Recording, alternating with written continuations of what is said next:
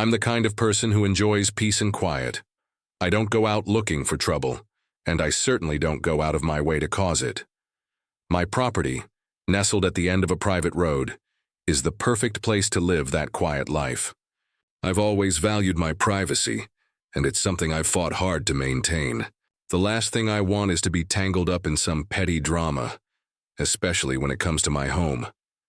My house sits on a large lot, surrounded by trees and the occasional wild animal. The road leading to my place is just a gravel path that snakes its way through a small forest of oaks and pines. Nothing fancy, just the way I like it.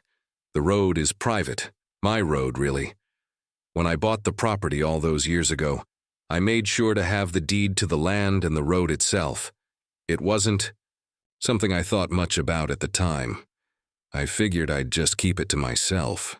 After all, it wasn't like anyone else needed to use it.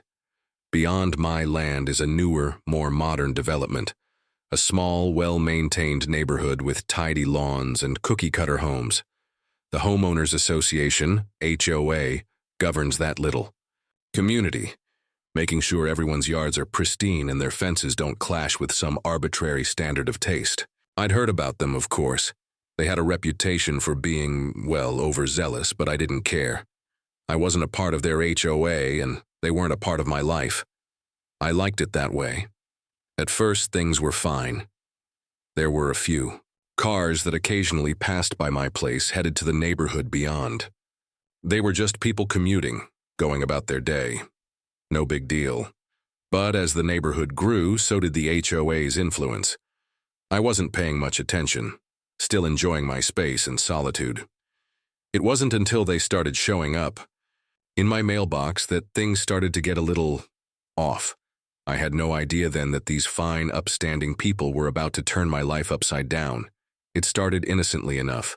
Just a few friendly letters from the HOA, tucked in with the usual bills and junk mail. At first, they seemed harmless, just a reminder about community standards or neighborhood harmony. The letters were all very polite, couched in flowery language about keeping up appearances, maintaining property values and fostering a sense of unity. They'd talk about things like making sure the lawn was mowed to a certain height, or the trash bins were properly hidden from view. Nothing earth-shattering, nothing that should have raised any alarms. So I ignored them. Honestly, they didn't even warrant a second glance. I wasn't a part of their HOA. I didn't need their permission to live my life, and I certainly didn't care about their standards. My grass was fine. My house was neat enough. I wasn't in the business of impressing anyone, especially not some random board of people I didn't know or care to know. But then the warnings started. The first one came about my lawn. Apparently, it was too tall for their liking. The letter was polite. Too polite, in fact, which only made it seem more condescending. It informed me that I needed to get my grass trimmed within a certain time frame or risk further action. Had a good laugh when I read it. Really? My lawn, which was just a little overgrown in places, was a threat to the neighborhood's integrity? I shrugged it off, assuming it was a one-time thing. But then came another letter. This one said, "My trash." Cans were visible from the road. I didn't even know they could be seen considering the angle from the road. But apparently, the HOA was really paying attention to things no one else would notice. I responded once. Just a quick note saying, "I'm not part of your HOA, I don't have to follow your rules." It seemed straightforward enough. I didn't expect much in return. But their response? That's when the red flags started waving. They wrote back, quite politely but with an air of authority, saying that while I wasn't technically a member of the HOA, I was still within their visual jurisdiction. In other words, my property, though not part of their organization, was still subject to their aesthetic guidelines because it was part of the visual landscape of the neighborhood. They claimed my lawn and trash cans were impacting the overall harmony of the area. They even suggested that my fence didn't meet their aesthetic standards, which was a joke. The fence was just a simple, functional wooden barrier. Nothing fancy, nothing offensive. I sent another response, this time a little firmer. "You can't fine me for things that aren't your business." But they weren't having it. The fines started rolling in. First, a $200 fine for the grass. Then, another $500 for the trash cans. The fence, another $300. Each time, the fines seemed arbitrary, escalating in value with no real explanation. It wasn't long before I realized something wasn't right. They weren't just trying to keep the neighborhood nice. They were trying to break me down to force me into submission. And I was starting to wonder if they'd even stop there. But still, I didn't let it get to me. I figured I could just ignore the fines and they'd eventually back off. Little did I know, this was just the beginning of a much bigger storm. One morning, a thick envelope arrived in my mailbox, a sealed, official-looking document that made my heart skip a beat. The return address read in bold letters, HOA Compliance Department. I had a sinking feeling before I even opened it. I tore open the envelope, unfolding the letter inside, and the words blurred for a moment. I had to read it again. Then, again. The fines had ballooned to an absurd $297,000, and they weren't done. They stated in cold bureaucratic language that if I didn't settle the fines, they would continue to accumulate daily. The letter mentioned all the same trivial offenses: grass too tall, trash cans visible, the fence not meeting aesthetic guidelines. But these fines had escalated from a couple $100s to the nearly $300,000 figure I was staring at. It felt like a punch to the gut. My blood was boiling. I wasn't some pushover who'd be intimidated by a group of neighborhood busybodies.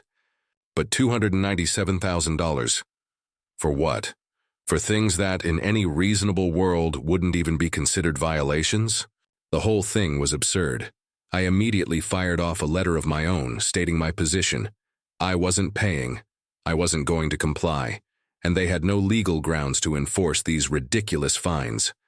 I also made it clear that I was not a member of their HOA, so they had no jurisdiction over me. But the response that came back wasn't even worth the paper it was printed on. They threatened to place liens on my property, claiming they could seize my land over a few petty aesthetic disagreements.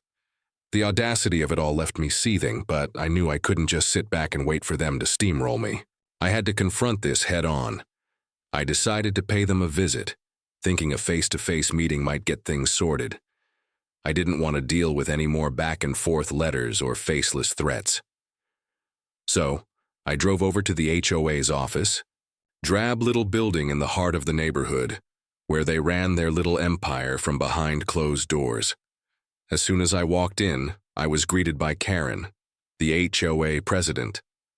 She was a woman in her mid-40s, with a sharp, no-nonsense demeanor, and a smile that didn't quite reach her eyes. She looked like she'd been in charge for far too long, and had forgotten what humility even looked like. I could tell immediately that she thought she was untouchable, that her position gave her some kind of moral high ground. We sat down, and I explained as calmly as I could that the fines were absurd, that I wasn't part of their HOA, and that I was being treated unfairly. I asked for some reasonable explanation for the escalating fines, hoping she might show some sense of reason. But instead of the understanding I was hoping for, Karen's response was cold, dismissive. She practically sneered as she told me, "If you don't like it, maybe this neighborhood isn't for you." I blinked, taken aback by her arrogance. This was the president of the HOA? She wasn't listening. She didn't care. To her, I was just an inconvenience. It was clear she wasn't going to budge, not even an inch. Her tone was the final straw. "You'll have to pay," she said, "or we'll take action." It was a threat wrapped in a smile, the kind of threat someone makes when they know they have the power to make your life hell. I stood up. I didn't say anything else. I didn't need to. The realization hit me. This wasn't a misunderstanding anymore. This was war, and I wasn't going to let her or anyone else push me around. Walked out of that office furious. Fuming, actually. But something else was brewing inside me, too. I was calculating, already formulating a plan. If they thought they could bully me into submission, they had another thing coming. I was done playing nice. It was time to turn the tables, to use their own rules against them. I knew I had to act fast. The clock was ticking, and Karen's smug, Attitude wasn't going to be the last thing I remembered from this meeting. Not by a long shot. After that meeting with Karen, I knew it was time to take matters into my own hands. The sense of injustice was building inside me like a pressure cooker. I had to find something, anything, that would give me leverage. It wasn't just about the fines anymore. It was about showing them that I wasn't a pushover. If Karen thought she could use her position to bully me, she had no idea who she was dealing with.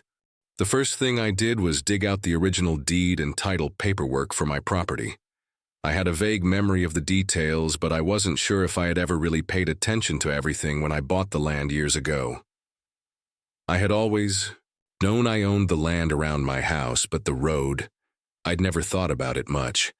It was just a gravel path leading up to my property, nothing special. So I sat down one afternoon, spread out the paperwork on the dining room table, and began to read through it carefully. The road, it turned out, wasn't just a random path. I owned it. I owned that road. When I'd bought the property decades ago, the deed clearly stated that the land, including the private road leading to my house, was mine and mine alone.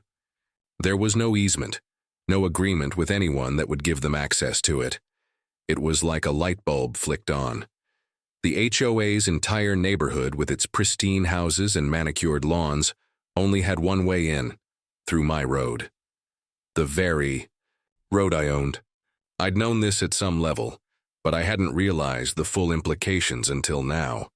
The realization hit me like a freight train. The HOA had been using my road for years, without my permission, and had never paid any easement fees or negotiated anything. They had been relying on me to just let them through, all the while treating me like some kind of outsider in my own backyard. I felt a surge of power. This wasn't just a petty dispute over trash cans and grass. This was my land, and they had no right to treat me this way. I had the upper hand, and it was time to use it. I immediately called a lawyer. I explained the situation in detail, the fines, the threats, the HOA's overreach. I told him about my road and the fact that the HOA had no legal right to it. The lawyer was silent for a moment.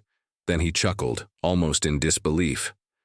"You've got them by the throat," he said, his voice full of amusement. "This is exactly the kind of situation I live for." It took me a second to process what he meant, but when it clicked, a grin spread across my face. The lawyer explained that I had a solid case, that the HOA had no legal claim to the road or any part of my land.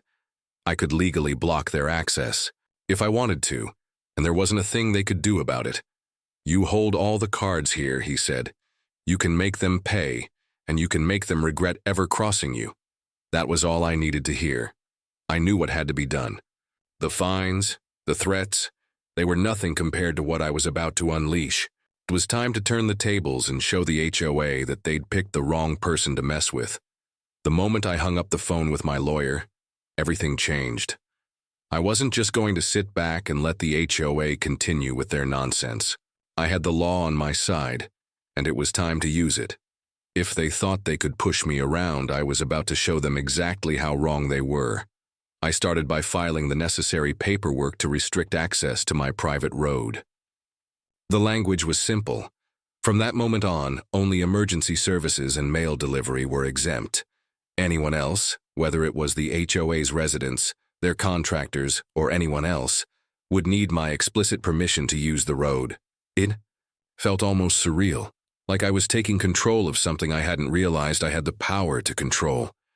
But the reality hit quickly. The HOA wasn't going to take this lying down. While the paperwork was being processed, my lawyer sent the HOA a cease and desist letter, demanding that they stop harassing me with fines and cease all further attempts to interfere with my property. I made it clear that their behavior had crossed a line, and I would not tolerate any more threats or attempts to seize control of what was legally mine. I wasn't bluffing, and I was done playing their game. Karen didn't take long to respond. I'll give her credit. She wasn't the type to back down easily. The letter she sent back was full of bravado, and it was clear she thought she could bully me into submission. "You're bluffing," she wrote. "We have every right to use your road." If you want to fight this, we'll make sure it costs you dearly. I could practically hear the smugness in her words. She thought this was some sort of power play, something I would eventually back down from. But she was wrong. I wasn't going to back down. Not when I had the law on my side and a legitimate case against them. I was done with the back and forth. I decided to take things a step further. I hired a surveyor to officially mark the boundaries of my property, making sure everything was in order and irrefutable. The surveyor confirmed that the road was entirely mine, and there was no way for the HOA to legally claim it without my consent. Next, I put up no trespassing signs at the entrance to my road. The signs were clear, bold, and impossible to ignore. If anyone tried to cross that line, there would be legal consequences. But I didn't stop there. I had a gate installed, a sturdy, heavy one that was locked and could only be accessed with a key or a special code. I also had security cameras set up to keep an eye on things 24/7. There was no way anyone was getting past me now. When the work was done, I sat back and watched it all unfold. I could already hear the commotion from the neighborhood. Neighbors started to panic. They had no idea how to get in or out, and their routines were thrown off completely. Some tried to come up to the gate, knocking on it and asking if they could talk. Others were visibly frustrated, pacing back and forth. And then there was Karen. She showed up at my house that afternoon, her face a mask of fury. Her eyes were wild with rage as she demanded that I remove the gate and the signs immediately. "This is unlawful harassment," she fumed. "You can't just block us out like this. We have every right to use this road." I smiled. Unlawful harassment. Karen was really going to try that angle? She didn't understand. I had her cornered. Her threats and accusations didn't faze me. I simply pointed to the cease and desist letter I had sent, the legal paperwork, and the surveyor's official report. This was my road, and if she didn't like it, she was going to have to deal with the consequences. But I knew the best part of all was yet to come. The storm was just beginning to build, and it wasn't going to end until Karen and the HOA were on their knees begging for mercy. The moment I locked that gate behind me, a sense of calm washed over me. The storm was about to hit, but I had no intention of backing down. The HOA had pushed me too far, and now they were going to feel the weight of their actions. I stood there for a minute, admiring the solid steel barrier, knowing full well that everything would change now. The gate wasn't just a physical lock, it was a symbol of my resolve, and there was no going back. It didn't take long for the chaos to unfold. The moment the neighbors realized they couldn't get in or out, the complaints started. At first, it was just one or two cars pulling up to the gate, honking their horns and trying to figure out what was going on. Then, the full force of the Yain problem hit. School buses couldn't get through, and neither could the garbage trucks. The whole neighborhood came to a screeching halt. The first call came through within an hour. A neighbor, a frazzled woman with 3 young kids, asked if I'd open the gate for her. She needed to get her children to school, and there was no other way to get out. I calmly informed her that the gate was locked, and I wasn't planning on opening it unless she was willing to pay for access. She started yelling, accusing me of being unreasonable, but I simply hung up. She'd made her choice when she moved into that HOA-controlled nightmare. I had nothing to prove to her. By the time afternoon rolled around, the situation was getting tense. People were coming out of their houses, gathering near the gate and trying to figure out what to do. But no one had the key, and no one was going to get one without my permission.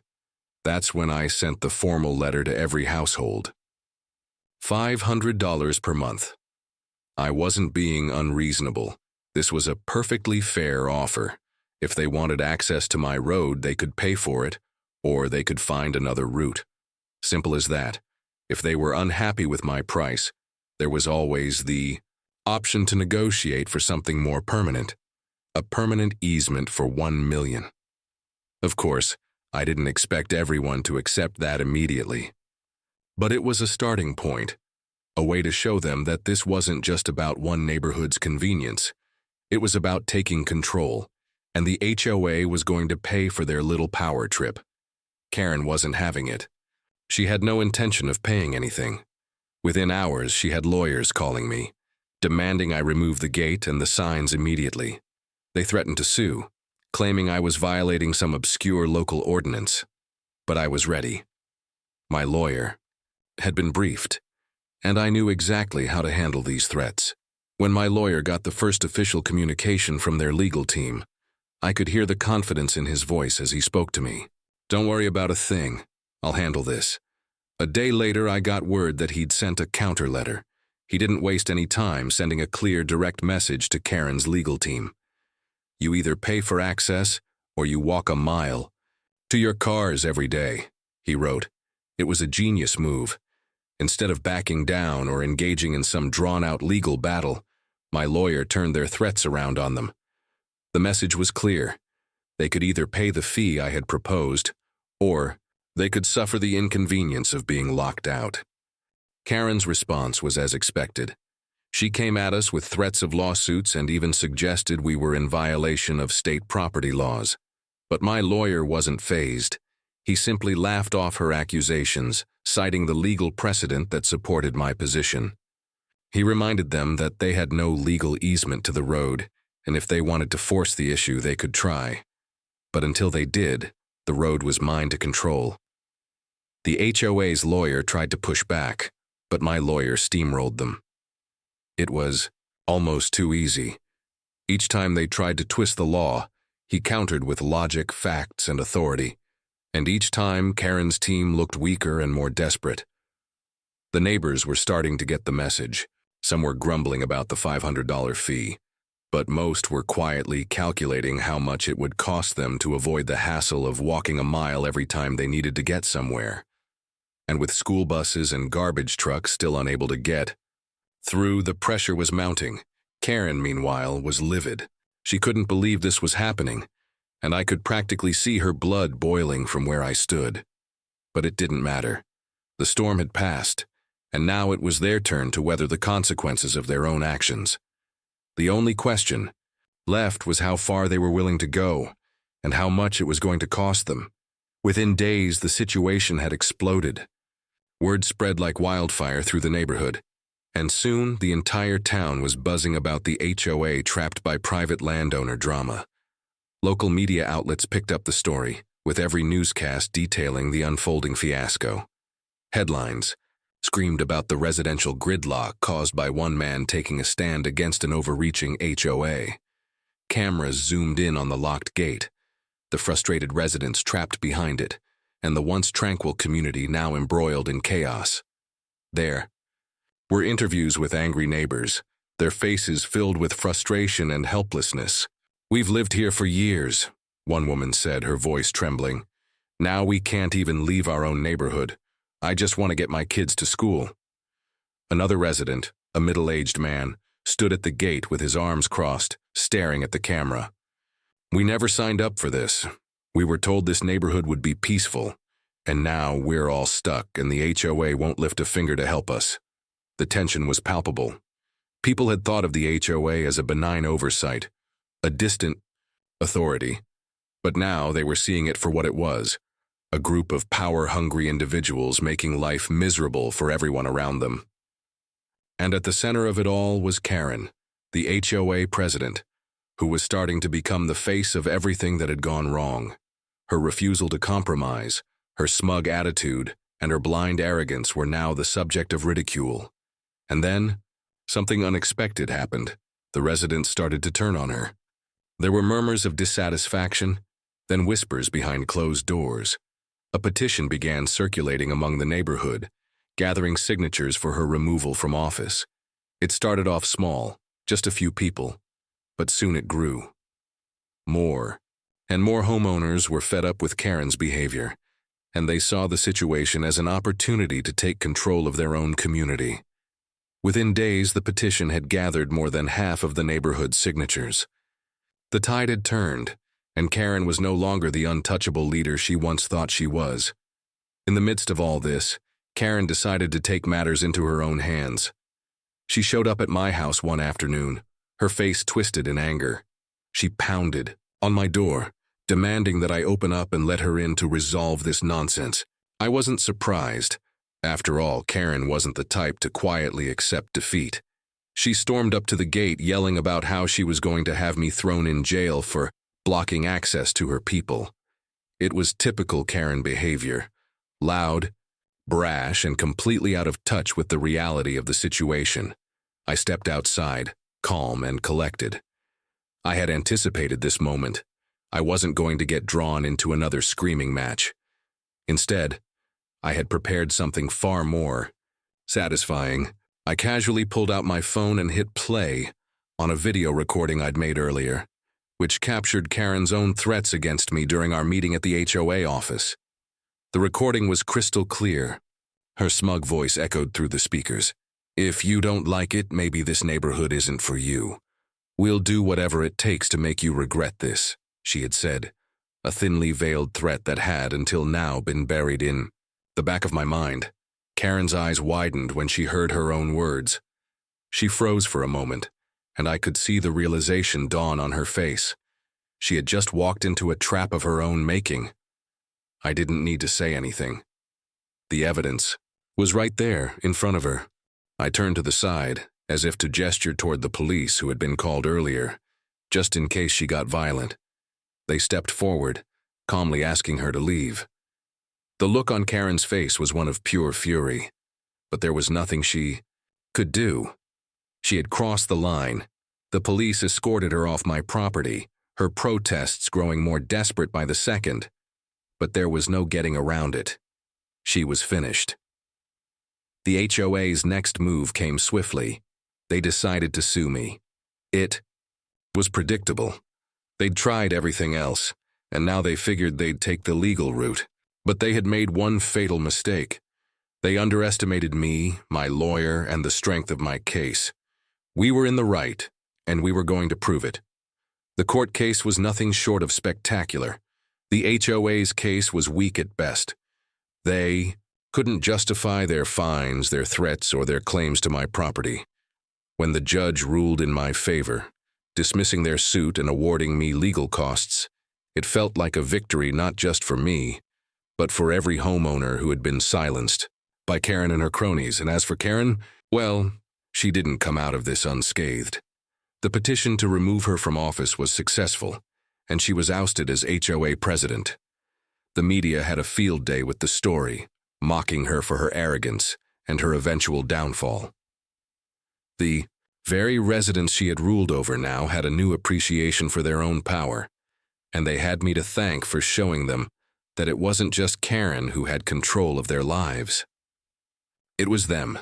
Karen's reign was over. And as for me, I was finally free. It took a few more tense weeks, but eventually, the HOA cracked.